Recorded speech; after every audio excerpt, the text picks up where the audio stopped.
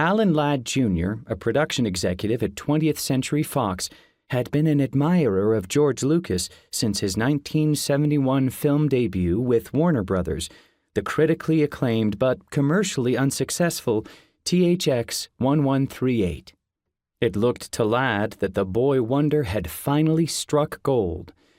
Laddie, as he was known by his friends and colleagues, was excited by the glowing reviews and hefty box office earnings Universal Pictures' American Graffiti had just gotten in its opening weekend. He was glowing, a signature away from completing a deal memo between Lucas and 20th Century Fox to produce and distribute Lucas's next film, which at the time was titled The Star Wars. Lucas and Ladd had a mutual respect for each other. Ladd saw an amazing filmmaker in Lucas, who in turn appreciated Ladd as one of the few out-of-the-box studio executives in town willing to take a chance on his new space project.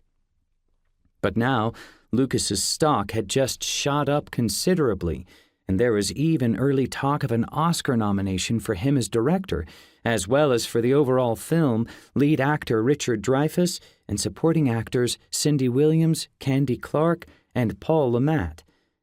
Jeff Berg, Lucas's agent, told him that, with the reviews and box office numbers for American Graffiti, they could ask 20th Century Fox for an additional $500,000 in salary, as well as additional percentage points from the film's profits, as a condition of Fox getting the new film. But Lucas wasn't interested in leveraging Ladd for more cash.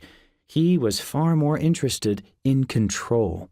He wanted his own company, Lucasfilm, to produce the Star Wars, and he didn't want the studio adding unnecessary expenses that would subsequently eat into his profits.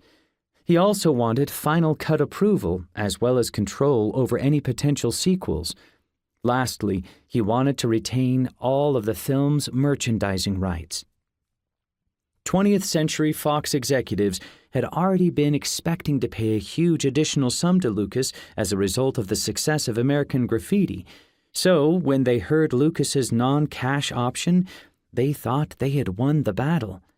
They probably couldn't believe a filmmaker would sacrifice so much cash to retain something like a portion of a film's merchandising rights. The deal went through with minor compromises.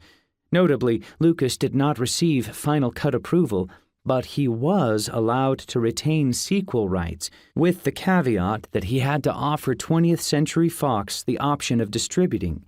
Most importantly, the studio allowed Lucas to share the merchandising rights, with Fox deducting a 15% administrative fee off the top.